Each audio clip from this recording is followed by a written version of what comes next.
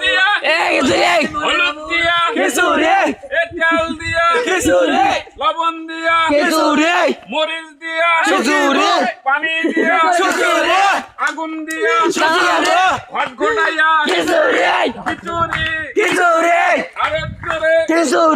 জানিয়ে দাও বুঝিয়ে দাও খিচুড়ি সন্না পাত কাটারি ভোগ লবণ দিয়া চারবার খিলে চাল দিয়া ডাল দিয়া হলুদ দিয়া আগুন দিয়া